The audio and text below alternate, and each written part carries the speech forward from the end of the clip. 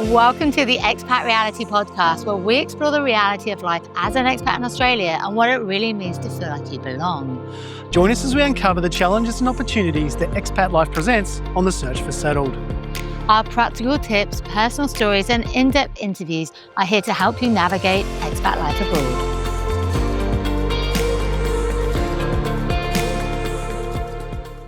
Welcome back to the Expat Reality Podcast. I'm your host, Annie. And I'm your host, Steve. And today's episode, we have a very special guest today. We've got Emma Witt and her husband, Kieran. Now, you might remember Emma from Series 1, who we interviewed in podcast episode 12, it was. And that was all about your big lap trip that you did around Australia and how you moved from Sydney to Margaret River, which is where we are right now. So it's so fascinating to be able to be here in person, to finally meet you and to see how you've been getting on. Welcome to Margaret River. Thank you. WA. Hey. Enjoy the wine. Oh, yes, absolutely. Can only say no there. As soon as we arrived into Emma's house, if you are watching us on video, you'll see that we are actually in your dining area right now. And as soon as we got here, you were like, would you like a glass of wine? And we're like, yes. And it was really good wine. Obviously, it's going to be really good wine. I don't know about and/or craft beer. And I had a very, very nice red IPA, I might admit. Do you want to do a Margaret shout River out? Brew House. Yeah. Best brewery in Margaret River, for sure. And we didn't just move here because of the wine and beer. Let's just say that. Parents might be watching. That's not why we moved here. But it's lovely seeing you guys in real life, and the fact that you're on your own little, travel around and laugh around in the motorhome. Hopefully we can give you a few bits of advice. We were just saying, weren't we? Yeah. I always find it so fascinating when you finally get to meet people that you've been talking to on Instagram or a social media app for a while, and then you meet in person and you're like, hi, how are you? Like as if you just saw each other like yesterday, and then you're like, oh, actually we've never met in person, which is really bizarre, but actually also super comforting and really nice. Yeah, it is. It's lovely. We've met quite a few people via Instagram, and actually on the road we met people via Instagram because we just kind of ended up following people who were, using the travelling. You'd always find the names on the side of the vans. Yes. And then as you're driving along, then going onto Instagram, and then it was, doing it that way. That family. Yeah. We were wanting to do that, but because we've got a hire van and we can't technically do that, unfortunately. But it's just so lovely to come to your house, and we've literally just spent about the last hour and a half maybe just having a big chat, and then we were like, oh God, we better record this podcast before it gets too late.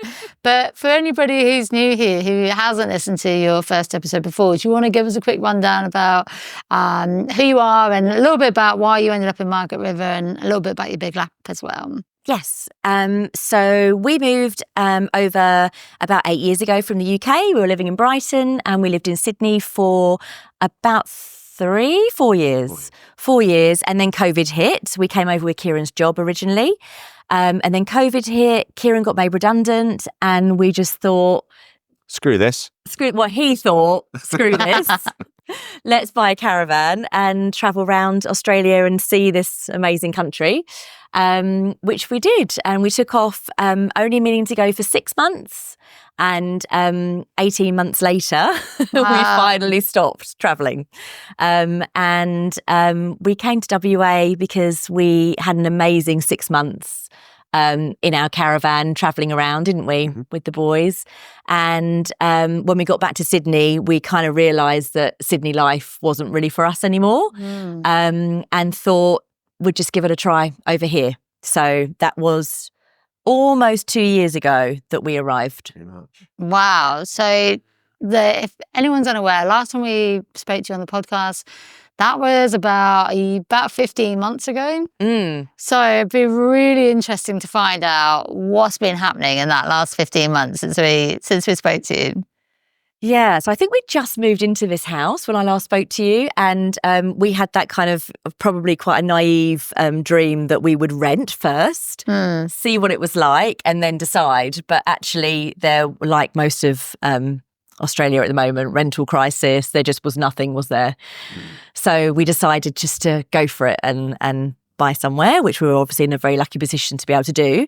But we, a bit of a baptism of fire. You kind of arrive somewhere thinking, yay, this is our new life. But being a resident versus being a tourist is quite different, isn't it? It is. I think they say here that you need to be here for 30 years before the locals consider you to be like, an actual local. But I think it's a really great sense of community here. Like, I think of anywhere that we've lived, like Brighton, I think had that. But yeah, there just seems to be a real strong kind of sense of community here, people kind of looking out for each other. Yeah, which has been really nice to experience. What sort of things do you, when you say sense of community, like, can you give us some examples of what? I was thinking about the what you do on a Wednesday morning. Yeah, there's so many like kind of, I don't call them necessarily charities, but kind of local groups for somewhere that's kind of, I think it's like 16,000 people that live here, but there's like a Rotary kind of magazine thing which has got, there's probably like 200 or 300 different groups that support different communities and people. And so I do, like Wednesday mornings, I go and work at the local community pantries. So I go and do one of their kind of pickups from the local Woolies. And it's, you know, people who, if you can't afford to do your weekly shop, or you just need a bit of help, or if you just don't want to see good food go to waste, you know, so it's just trying to stop stuff going into landfill.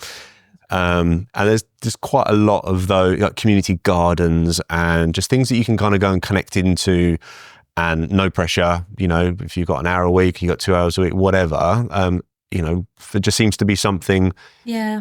You know, like wildlife kind of carers and just lots of, I don't know, good people, you know, like just doing awesome. good things. And People and that so care. and so that feels good, you know.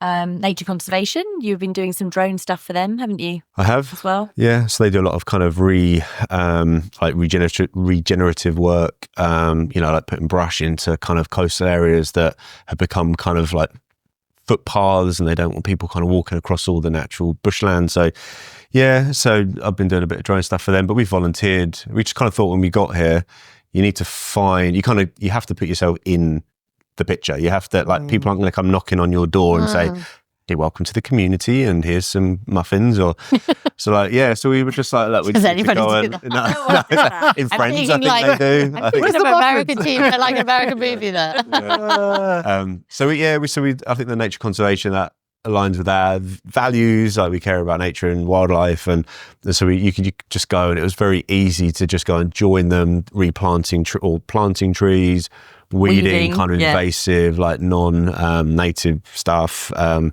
something else that we did as well. So yeah, again, I think it's just that there's so much that you can connect into if you go and look for it. And I think because it's such a small place, it's right there. Yeah. You know, you don't have to go and travel an hour to do it. You can go and travel 2 minutes, get on your bike and go and do it. And there's something nice about that. Do you think that's the key to it, is that there's not really any sort of excuse that you can make up in terms of, oh, you know, I can't be bothered to drive that far to go there tonight, or to go and do this, whereas, you know, you could just pretty much walk down the road and be like, all right, I'll just go and... I think so. I kind of think there is definitely that element. I think also just, you know, I don't know, like there's something really special about this place. And so I think you just want to as well. Like I don't know if in Sydney, I'd probably have had that, like, oh, I've got to drive, then I've got to go across the whatever military road, and I've got, it's going to be really hard. It's traffic. Where am I going to park? Parking is really expensive. And so there's definitely less barriers, but I think, you know, that it's such a beautiful place that you just do want to put in. You want to invest in it. You want to kind of play a part in it as well. Oh, and the nature here is spectacular. I mean, the beaches are absolutely amazing, and some amazing wineries in the area. They're next level. There's just so much, a lot of fresh produce, right? I mean, can you talk a bit about that? I mean, what sort of fresh produce is going on? Like, yum. Yeah. We just love when we drive along and you see one of those kind of honesty stalls on the side of the road. It's like potatoes, and it's like avocados. We're now like putting cash in the car so that we've got cash so that we can stop and go and do it. So that type of thing. I work in wine, so there's, you know, it's been vintage the last few months, and it's just been hectic. Lots of people in town picking. So obviously lots of great grapes for making fantastic wine.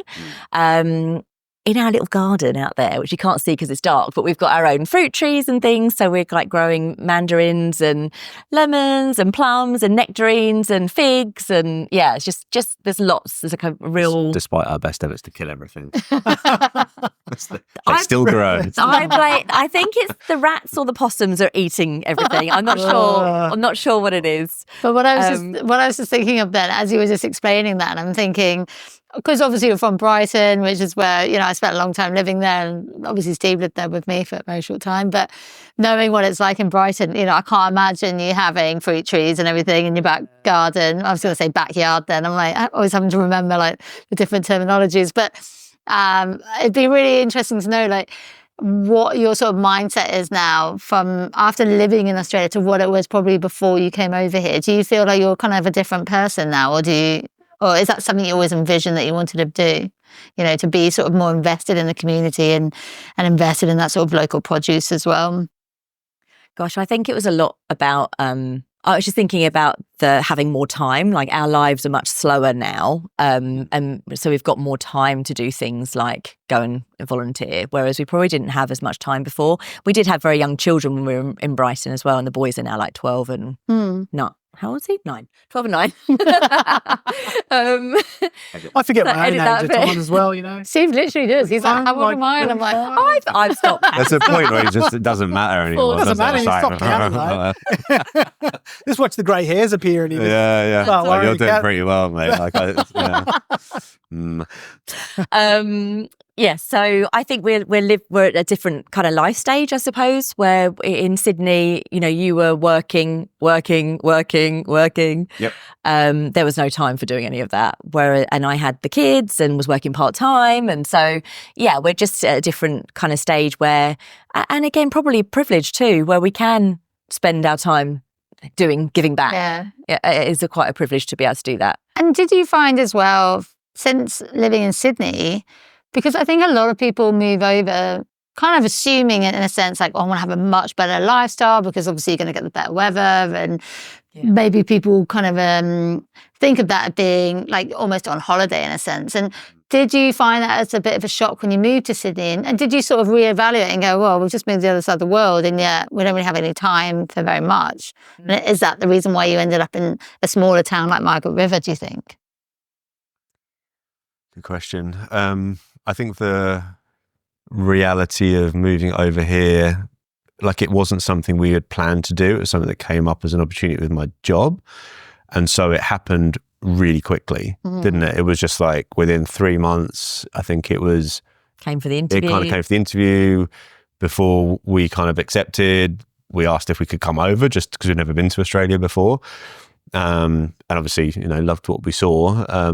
I think in my head, I had much more of a, we're going to come like super surfy, kind of like cruisy family and beaches and and it just like the realities of work and young kids and everything else, and kind of where we were living slightly in, like that just wasn't the case, was it? And it was like an incredible place to live. You know, whatever time it was to go and get a park at Manly. Right. He became militant. I was Mr. Straight, and I was like, we're going to the beach, we're going for the day.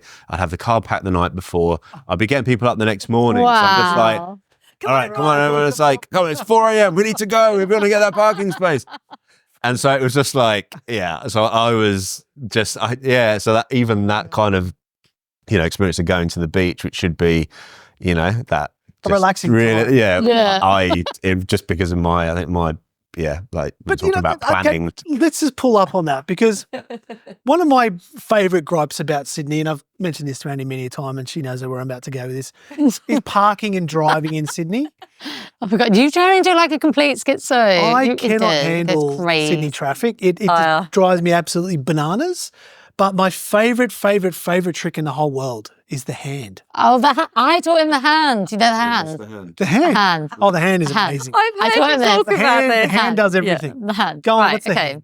So when we're in Sydney, literally on the way into Sydney, he changes into like this crazy loon. And then he only ever does that again at airports as well. Like there's the only times when they like want to pull his bag apart. Because as you saw earlier, Steve opened up this big bag full of so many cables. And he decides, he thinks he wants to put that through hand luggage as well. So then they pull it apart and he's like, why are you pulling my bag apart? And he just turns crazy. But with the hand, when you're driving, basically, when you're trying to pull out in Sydney, it's really, really hard, right? Because no one lets you in. Yeah.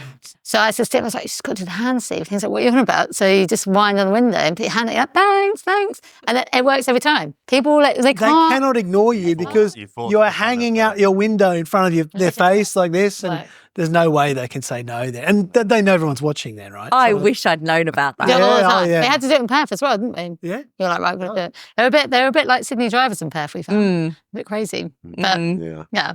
I think we found, from coming from England, driving like hectic traffic to Sydney, it was like a dream. Yeah. Like the driving was to begin with.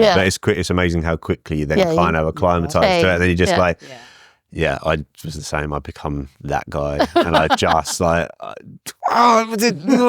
just everything, every possible thing that I can kind of moan and.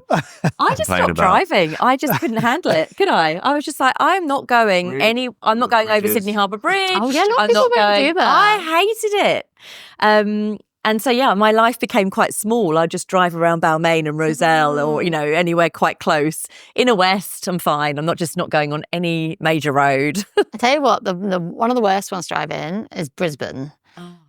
Brisbane is such a mindset. Like spaghetti, like the roads just go everywhere. Google Maps doesn't direct you properly. And then before you know it, you've gone off and you're on another bridge and you've gone on the other side of the city and you're going, see the one that you want to be just disappearing over the horizon. Yeah, like, it's one of those. How do we get back to that? But what I thought was quite interesting there, what you were saying about... Sorry, I was going to have to, just the time marking, because this is falling in. Oh, sorry. You might have been a bit muffled. Oh, whoopsies. Going to get muffled. Don't be muffled. Sorry, it's from the Brisbane bit again. Don't want you muffled. Have I got to do that bit again, have I? No, probably where the clap was, but anyway. Oh, yeah. I was going to say, so what I thought was really interesting about what you were saying then about having to like pack your car up at like 4 a.m. in the morning to go to the beach. The irony is now is that you guys are on the doorstep of some of the most beautiful beaches I think I've ever seen in Australia. All the beaches in Margaret River are absolutely like mind-blowingly stunning. Like as soon as we got here, didn't we? And we ran to this place called Canal Rocks. And there was a little bit of light coming out because it'd been like really raining. And we're like, oh my God, there's going to be like a sunset. And we just ran over. And we were just like, wow, this is like totally amazing. Had this just really beautiful sort of atmospheric sort of feel to it.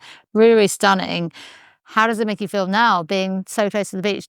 Tell me you go to the beach every day, or you're like, oh yeah, we don't need to go anymore because we don't need to worry about parking. Or it's like when you're living in London, and it's like I'm never going to go and see the Tower Bridge or London Bridge or get one of those bloody buses that open top. Like you just don't do it when it's on your doorstep, do you? We do. We go a lot more than we used to in Sydney, a lot more. And in the summer, it was just beautiful. And although, you said about those guys you met this morning in the car park, there are still people. That can't deal with people driving and taking up more than one space. There are. Oh yeah, let's. What she's talking about there is just driving a motorhome as we are right now because we're on our big trip. For Steve, it's quite you're loving it because you're king of the road, but maybe not other people are loving it. Well, so I pulled in this car park right now. There's some people just cannot stand the fact that you're parked over a few lanes and you may be taking up some space. I left more than enough room for people to drive well around, but some people insist. They insist on driving all the way to the end of the car park and around. And if there's any part that's blocked, there is bad things. There is bad things in store. You've probably made our local community notice board group. Oh yeah, that's like I could say the guy put his hand up to me. He wasn't happy. I love that. I love our Facebook community. It is lost dog after lost dog. Did you hear? Oh really? What's that sound? What's that sound? Is our favourite one. What was that sound? Did anybody hear that? Did anyone? The thing is coming from like England and like like. Where there is more kind of serious stuff happening. That was another lovely thing about being here. It was like it's dogs and it's just these sounds that happen and people are just kind of sounds. bangs or like, I don't know, like there's just something going on. A plane going over. I had a power cut. Yeah. Electricity, it's all power again, station, bing.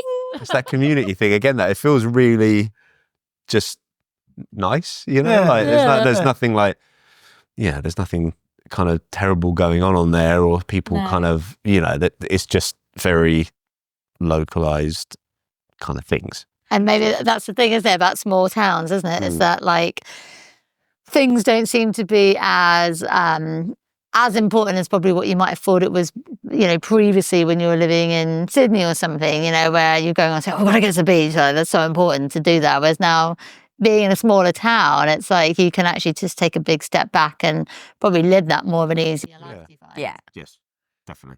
Contrasting it against living in Brighton, though, are there things you miss about Brighton that you think, if we just had that over here? Yeah, because you were back there just recently, right? Yeah, we went back recently, but we didn't actually get to go to Brighton because it was Easter holidays. A lot of our friends were away for Easter, and so they weren't around.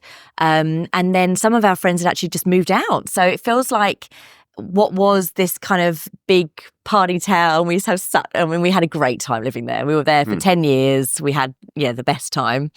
I don't know whether we would ever move back there now because I feel like we're in a different life stage, and I think we would just be like, oh my God, it's so busy. It would be so busy, wouldn't it? It would, yeah. We were in London for a week, weren't we? And that was full on. Full on. Great. I think what we enjoyed about, many things about Brighton, but like it had that kind of grimy is not the right word, but like that kind of like grimy, but that kind of like grimy, like arty, kind of edgy, kind of like to it. That was just different. Like there weren't many places, I don't think, in the UK that we'd been to that felt like that. I don't think since we've been in Australia, I think Melbourne maybe like kind of that has some of that kind of vibe to it as well. So I think that side of it, like it's almost like anything kind of goes there. Very liberal, like it's pretty loose, isn't it?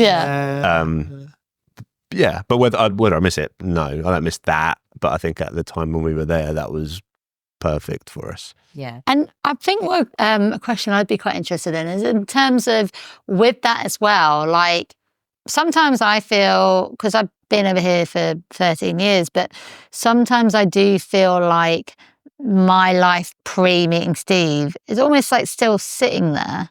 In my head, it's still sitting there, but yet that doesn't exist anymore because obviously I've moved on and that life has also moved on as well in a sense, like, the places and everything that were there are just never going to be the same again. Have you been able to successfully sort of move on from that, or do you still have that sort of same feeling as well, where there's sort of some elements of your life from your past are still there that you think are still there, but probably not, if that makes sense? Yeah, I think we had a really lovely Sunday. I mean, it was a couple of hours, wasn't it? A couple of hours in a pub in Lewis with two sets of friends. And it felt like yesterday that we were in a pub on a Sunday in Lewis, just Sunday, apart from the fact that there were children, 4 children there instead of just us, and that felt really familiar. And I just thought, just miss this, love this. And just silly thing that, we're vegetarian. There were 3 vegan and vegetarian roasts on the menu. Oh, wow. Oh, wow. You don't get that here. No, Yeah. no, it's You like, don't get that here. what flavour of meat do you like? Yes, exactly. Like, you're vegan, you or- obviously eat chicken, don't you? And you're like, no. Or you eat fish then, don't you? Like, no.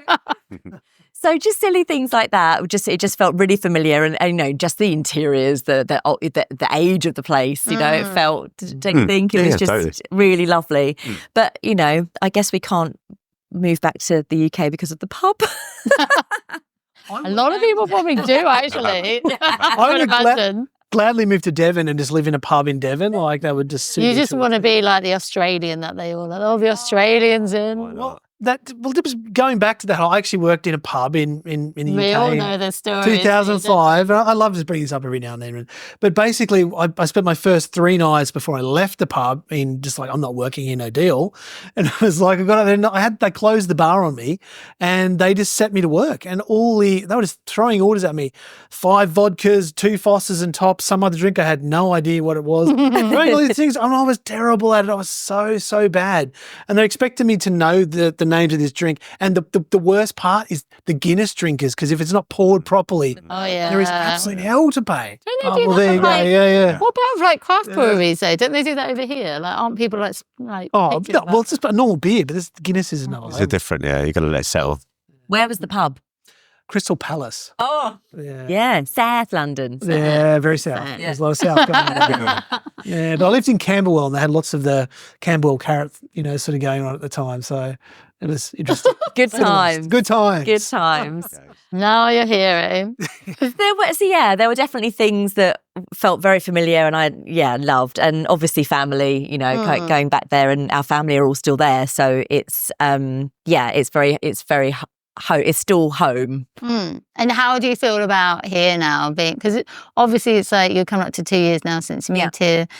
Do you feel like settled or content, and like, how does it feel? Yeah, I think last time we spoke, I really didn't know anyone still, and I was like, "Hello, I'm new," and that went on for quite a while. It's only really, I did meet one. We met one lovely friend who's also got a very lovely husband and kids. So Farron met their son at school, and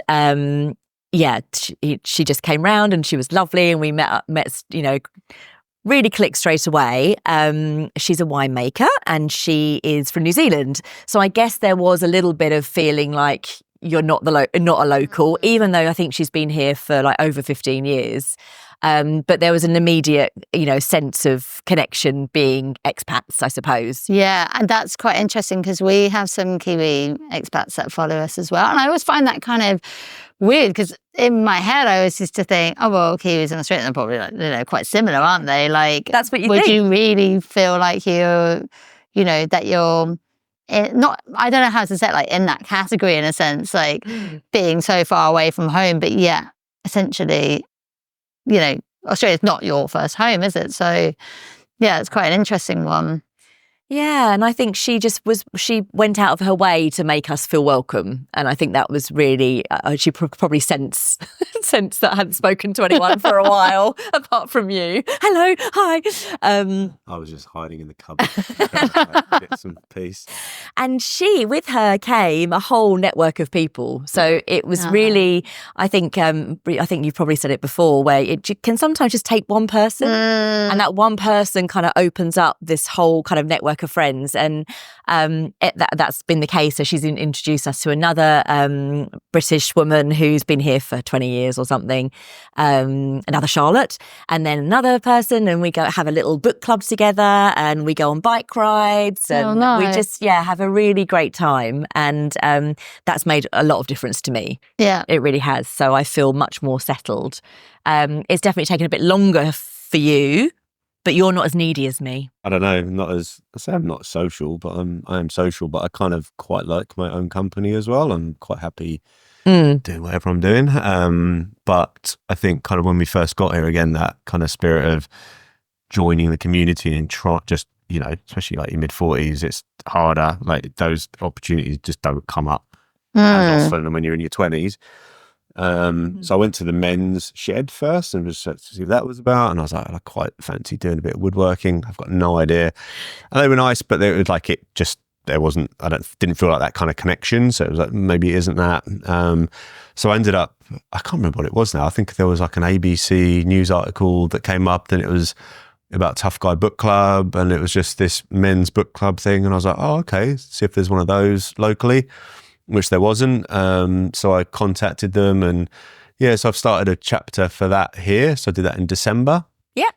You do a couple of boot camps on Zoom, and they kind of take you through, how the club works and everything else. So I've started that here, and we have kind of a group of like 10, 12 guys that rock up each month, and we We met last Wednesday. We talked about growing garlic. We talked about painting Warhammer little figures. We talked about playing the daft Persian drum. We talked just random stuff. So we're just like having a chat, and then we're like, oh shit, we better talk about the book. So we have a talk about the book, which is chosen at, like it's a charity, so they choose it at the charity level. So all the clubs meet on the same night, and again, that's got that lovely sense of that kind of networked community that that across all of Australia and London, I think it's Dubai, there's a couple of kind of internationals, Canada and New York or LA. Oh, wow. Yeah, so there's a few of them kind of springing up, but everyone meets on that first Wednesday of each month. That's the one I've been trying to get you into, Stephen. Go along to it. Yeah, and I've been super keen on that for a long time. And I just like the idea of meeting in the pub, you've got your book, you can get along there and meet some people, network and, discuss interesting books. Yeah, So. and there's a structure to it as well, which I really like. It's not, so there's a structure provided where you have, it's almost like rituals that you kind of have as, like every night, each night you meet. And so everyone, you kind of go knowing what's ahead, there's not like, oh, I feel a bit anxious or a bit nervy about going. And we've had people just rocking up. Like one time we had like a table and there were 4 of us, and that was like the first time we met. And I put it up on Facebook. I put some posters up around town. I kind of put myself out there, which I don't do. It's not my thing. And I did. I posted a picture of myself and do it outside the pub where we meet. And all of a sudden, there's guys just kept coming in. Like, oh, God. So we got another table and the guys just kept coming. Like, God. So we got 3 tables. And that's awesome. Yeah. So it was really... What kind of age guys did you have? Because I think for a lot of guys, they probably feel a bit really out of their comfort zone, kind of joining something like that. And whether we feel like, oh, it's just going to be full of loads of old men or something. Yep. You might not feel like you're going to fit in. What was it ended up looking like? So our club is all kind of, so probably my age, like 40s to 60s, I would say. But it's very, very nationwide. There are guys in their early 20s up to guys in their late 90s, and I think that's what's really beautiful about it as well. You bring this intergenerational kind of aspect to it as well, and it just doesn't. I went to one in Bridgetown because there was one over. Bridgetown's I think it's an hour and a half or something. Inland. And that was where the closest one was. So I chucked the swag in the back of the car and I was like, I'm just going to go and see what this thing's like. So I went and just local campground, chucked the swag in, walked up and it was just really just the group, and they were older gentlemen, and it was just great. I just had a really nice chat with them and then sauntered back down zigzagged back down the road and stumbled back into my tent. But it was great. And that was what kind of gave me that kind of, I guess, confidence to start one here and just see how it went. Because you do you wonder if anyone's going to turn up that first night. You're just sitting there going fear, right? Yeah. And it happens a lot. Yeah. Because there's kind of, I said, talk about these rituals that you have. So every month you have your night, you take a group photo that gets posted up to the Tough Guy Book Club pool hall. So you get all these photos of all the chapters kind of checking in, and some of them that are just starting, it's the guy, it's just him on his own.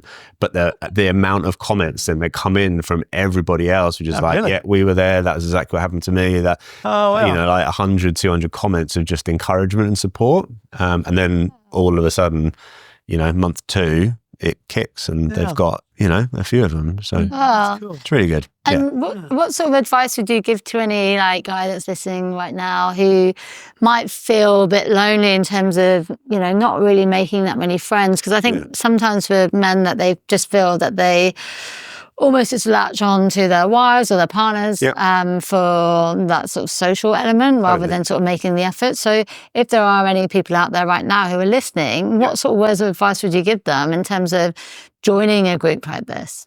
Obviously I'd encourage them to do it. I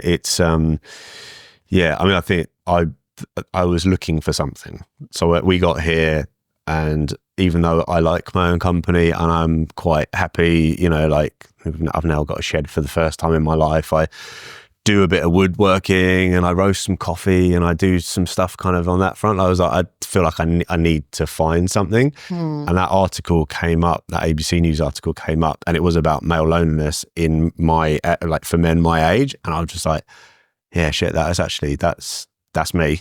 And it's kind of like when you then think about that and play that out, you know, what's that look like when I'm 50? What's that look like when I'm 60, 70, 80, 90?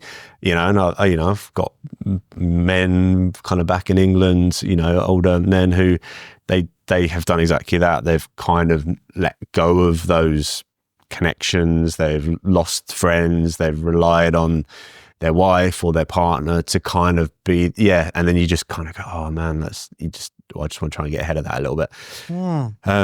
And so, like I say, it wasn't something that I was really hoping that there'll be something that existed that I could just go and kind of check it out and just, you know, like slot in. Lurk around. But actually it didn't exist. So I was like, oh, well, I'm just going to make your own.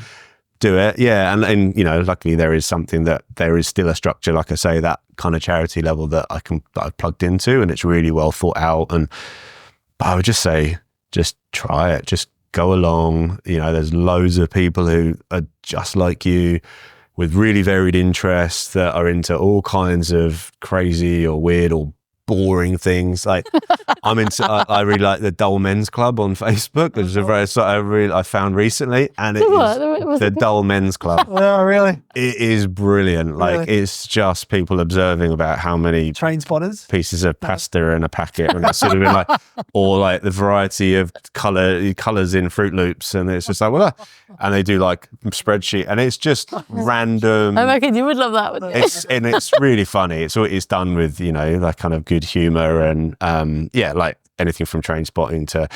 But again, there's that level of support within that group. There's a lot of women in there as well, because it's just such a funny kind of place to be. But there's a huge level of support. There are men who have been on the brink of like suicide or, you know, whatever, and they've shared their stories, and there's just thousands of comments of people who just, you know, empathize, who have been there, who have, you know, picked up. For me, it was about picking up hobbies. Like, I think that's one thing I just didn't, with work and everything else, I'd kind of lost. Like I used to play loads of video games, worked in video games, and I just kind of stopped playing them. But I come like being here and having a bit more outdoor space, having the shed, it just opened up loads of different things to me. And like those painting those little miniatures, you know what I mean? Warhammer. Like during COVID, like, so Games Workshop, who creates it, like their sales just went through the roof, because people like me who used to do it back when they were 10, all of a sudden just rekindled that love for painting, and that is meditational, you know? Yeah. So so I think just finding those kind of like passion points, and then finding that group, and I think like the book club or whatever it is, you're just going to find lots of kindred spirits in that. They are there, and that fear of like going and not finding them, I think, is really unlikely. You're going to find them. You just got to put yourself there. Do you think that, like, compared to back in England, I know like life seems to revolve a lot around the pub. It seems to be a pretty central feature. Yeah, and do you think that's kind of one of the things, that the glue in the UK that holds things together, and maybe that glue is not quite as strong here, and that's why that people are sort of looking for other things? Is that? Yeah, I mean, I definitely, the pub culture in England is just, it's so deeply ingrained into, you know, like your week. It's not just a Friday thing after work. It is a Monday, it's a lunchtime. It's like, it's just kind of very prevalent everywhere, isn't it? Yeah. Different here, but I'm not sure if I can kind of completely disassociate, you know, not knowing anybody when we got here. Therefore, I wasn't going to the pub because I didn't know anyone. Do you know what I mean? It was like, are those things kind of related? Like the pubs here seem to be super busy all the time, and everything else. I don't, it's not as deeply ingrained, I don't think, here. And I think it's like you go for a beer or two, whereas in England you go for like, feels like 8 hours worth. I'll go for one. It's always like, I'll go for one. Let's go for Cheeky one. one after work. Cheeky one. And 2 a.m. you're like, that was a cheeky We've one. all been there, haven't we? yeah. So it's definitely not that. But again, that might just be an age thing. I'm not sure. And with the club that you set up now, have you got any sort of ambitions to expand on that and create any more? No. I think, the charity itself, I think that if you get to 20 people in your club, then they split. So it's like then you need to do like you do like a Margaret River, maybe a Witchcliffe one, and you'd start to make it a bit more geographically kind of separated, because it's hard to have a conversation with 20 people around a table, especially in a pub. So no, like for me, it's just something. I mean, I'm a massive reader, so I have a pile of books. I'm really into my fantasy books. So actually finding time to read the book is quite a challenge. It's not always what you'd read, is it? No, not at all. Like, no, very far away from what I would normally read. But that kind of diversity of reading something different is really good. But then you know that you're doing it to have that conversation at the end, you know? So I always make sure that I do, apart from once, because I hated the book. But that was that night, everyone hated it. So it was great. So you just have like a, chat up and really slamming it and just kind of, and just be like, what about the, but no, I think I'm quite happy with just as it is kind of maybe in the future, like I said, I'm, roast coffee. I'm really into my coffee. And maybe there's something in there about more I've thought about kind of social things with, doesn't have to be just men, just with people who are coffee lovers, that you could kind of get together and do tastings, and like you get a wine club or something like that. Steve. I feel like Steve needs to join all your clubs. I'd be well into the coffee club for sure. If there's no coffee, there's no life. I know. Yeah, you're lucky it's dark, otherwise he'd be taking you down to the man shed to show you the roaster. Oh, wow. That's cool. Yeah.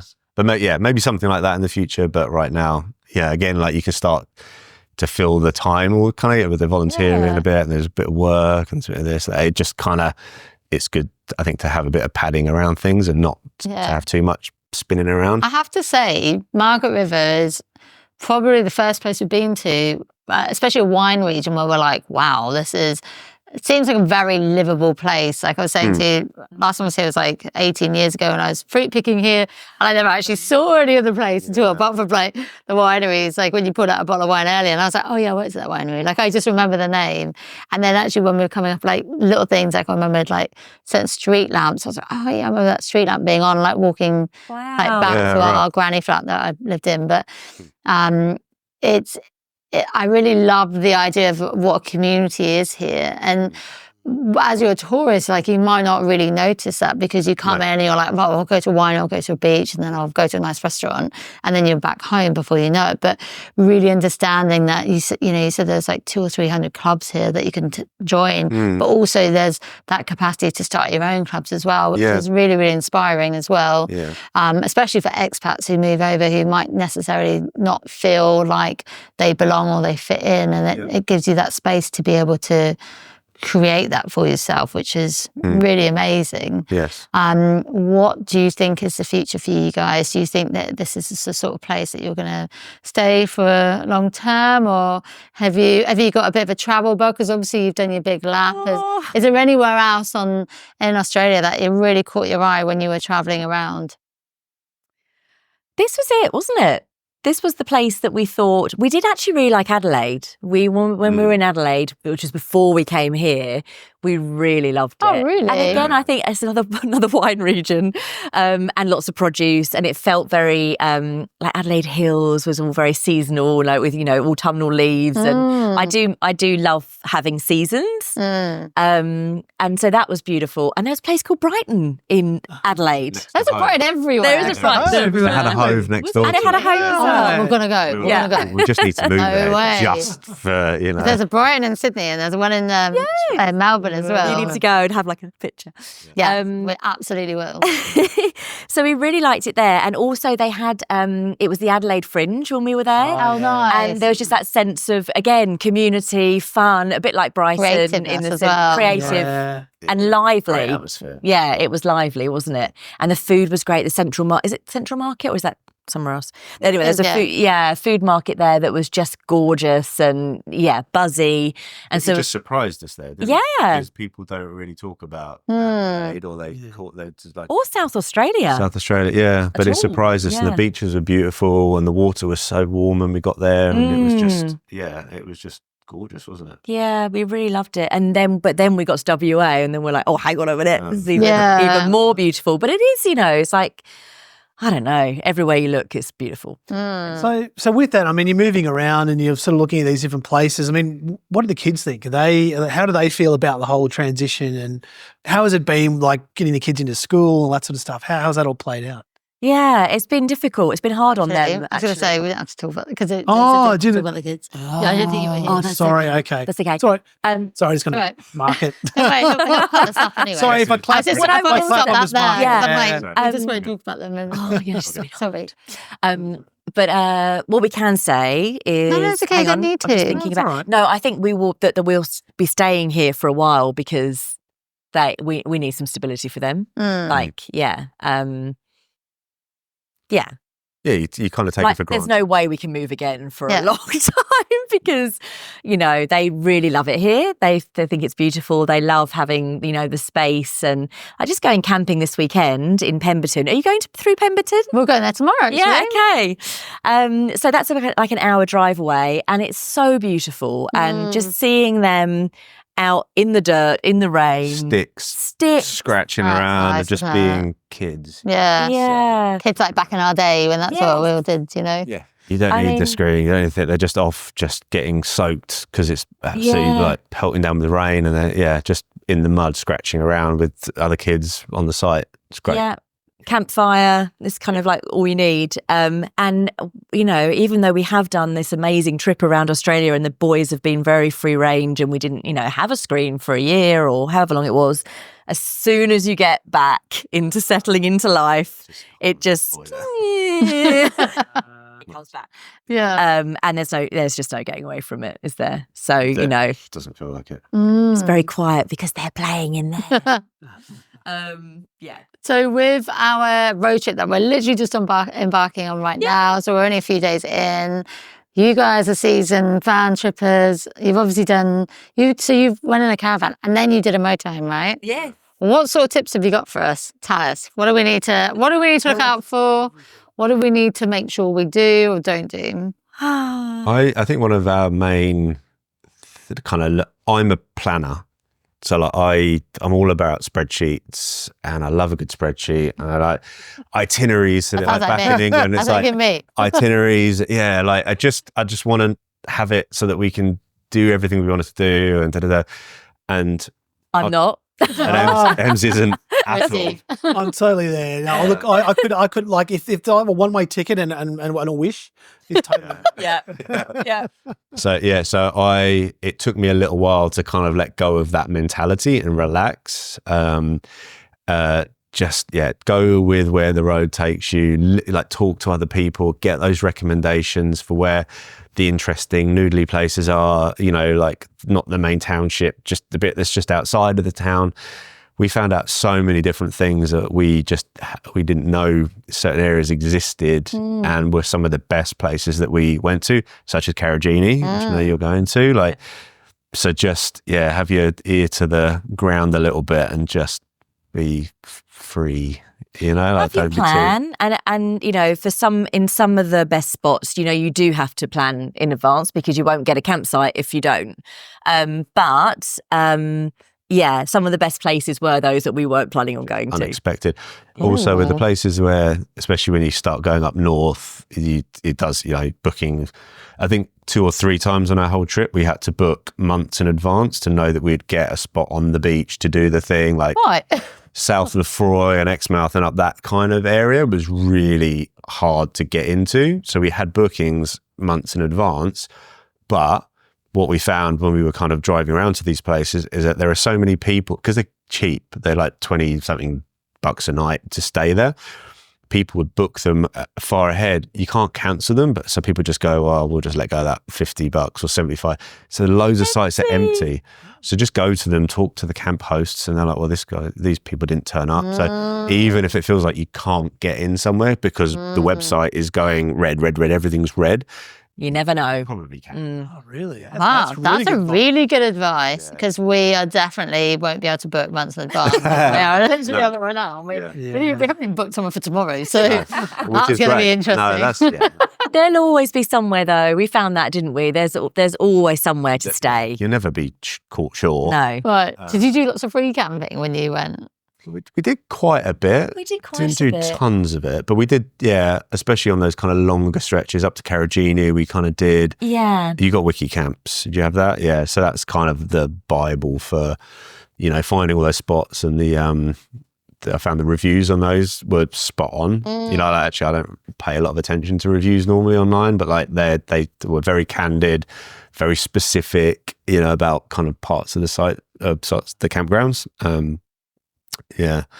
I was going to say buy a porta potty, but you've got a toilet, haven't you? We've got toilet and shower. We haven't even used any yet. We're just like, ooh, let's just use a camp. I don't know why. They've already said to us, they're like, that's totally fine to use. We don't want to break the seal. No, we feel you like once just- you break the seal, like You just. you risk having a stinky van, right? Yeah. So- Well, it does. They said we wouldn't get that. Did they? Yeah, They they said said you won't that, get it. And we're like, woo-woo. No, don't. But at the same time, I thought my hairdryer was going to trip the power. I was like, it's just going to blow it, and it didn't. So Oh, wow. Yeah. So I think they are, we should give them a bit more benefit of the doubt, because I think they are built so amazingly, the motorhomes now. Everything, don't they? Yeah. they really do. Our one's got all these like little details, and we're like, wow, it's so amazing. Like all the little things that they thought about. Like they even put like a USB port like on the outside, and we've got speakers on the outside. And they're like, yeah, so then you can sit outside like on your chairs and just have some music playing, charge up your phone, and we're like, what? Yeah, Okay. that's great, isn't it? Yeah. I was going to say something about, I think I've already told you about the wave that you. Oh, we did it. I did that. We did it. They did it. Wave. Oh, sorry. Yeah. The finger. Oh, yeah, but it tends to be just like a finger. I should have recorded it actually yesterday. Steve was driving and did the wave up, to say hi to Community. other Yeah, motorhomes, yeah. and they did it. But then you did it again, and nobody did it. Oh. Well, you do go for stretches where you don't, and then you just get more and more like, oh, God, What's wrong with it? And then just keep doing it. Just keep the way. And then when you get one, it's like, yay! I'm just trying to think what else. Oh my goodness. You do have to just block out the fact that every other person in the campsite is watching you reversing. Oh. Which is good with the camper van, with the motorhome, because yeah, you're just easier. parking it like a car. Yeah. Whereas when we were first doing the caravan, Is there a bit of competition, is there, do you think? well, it's not. They just like a good show. People are sitting there. You rock up late. I'm getting anxious. We don't know what we're doing. We did No. a towing course before we towing course, yeah. came Wow. away. And we still couldn't reverse it out. It was just that, and then going on, like I had to reverse onto the Kangaroo Island ferry, Oh my god! and I was the last one Oh on. no! And so everyone's really? already in. There's like almost like Everyone's the whole auditorium of people just waiting, and I'm like, and I literally I did that all the way Everyone's down. great. I It love was it. so bad. It was just so. The boys are like, what's Daddy doing? And I just came in. I was like, no one talked to me. I was just absolutely mortified. So you will find that people Brilliant. almost like crack open a beer and like, Oh yeah, that's our You all right, entertainment. This will be good. yeah. Oh, let me help you. You're like, no. I'm so gonna look out for that now. Oh, I could say that's so what I do though. That's exactly Oh my god, Yeah, exactly. so good. Gosh. I'm trying to think of any other kind of. I think I heard you say about you're buying us some mats for the inside of the van. Oh, we did. You did. We got a floor mat for the outside. Yeah. If you were going somewhere incredibly sandy, we would recommend a muck mat. Oh, what's that? So it looks like fake grass, Oh yeah. but so it's green, and I don't know if they're all green. Are they all green? No, you can get grey ones too. But they definitely stop all the sand going into your. That's a good. So basically, you just get like an indoor doggy pee pad. Oh right, I get. Do you know we what could an do one of indoor those. doggy- Indoor Yeah. doggy, but it's not for doggies. Yeah, It's it's for like feet. We have one of those hot dogs. Like if it's like raining really badly, then they have they their can little go like, inside. fake grass. Yeah, So that- they never use it. That was an absolute lifesaver having that, because Oh, the that's van really was full of good. sand the whole time, wasn't it? I think we just gave up in the end, didn't we? Especially we were like beach, kind of you're parked on the beach. There's something just nice about that as well, isn't there? There's sometimes where I think it's muddy and it's wet and you don't want that traipsing in and out, but when it's sand, it's just everywhere, like in your beds and stuff, and it's just part of traveling. Some It's good, nice. good piece of advice, guys. But I feel like we could talk for ages and we could continue on and on, but we're going to have to leave it there. But thank you so much for coming on a podcast. I thought that was so interesting to see how you've been getting on since we last spoke. And also, Kieran, thank you so much for coming on as well today, because your story about your starting your men's clubs were brilliant. It's very, very inspiring. So thanks for all your tips as well for travelling. And thank Time you. till we come. That's, come along. We've got enough for 6 beds. So we could you bring the tow- we kids could as tow- well. Boys, you're on your own. So, guys, if you want to follow Emma and Kieran, where should they find you? I'm at We're Here on Instagram, WEIR here. And Kieran is way too cool for social media. oh, it's like me. No, I don't- Find me on the Dull Men's. You should Dull be Men's saying that, Club. Steve. You're on the Dull Men's Dull Men's Club, That's I'm on there. true. You're on there. All right, guys. Well, thanks for coming on today. And don't forget to like and subscribe. And if you're watching this on YouTube, please like and subscribe there as well. Don't forget to like and subscribe. And we'll be back very soon for more from the Expat Reality Podcast. Stay well, be good, and don't do anything we wouldn't do. Ciao. Bye.